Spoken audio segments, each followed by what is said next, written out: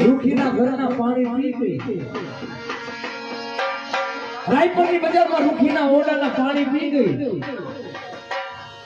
ડોમલ ભારમલ રાયમલ ઓહો ડોમલને ખબર પડી ગઈ કે મારી જીવની રહીને રૂખીના ઓરડાના પાણી પી ગઈ હવે આપણી લાઈફમાં રખાય કામ હવે આપણી લાઈફમાં ન રખાય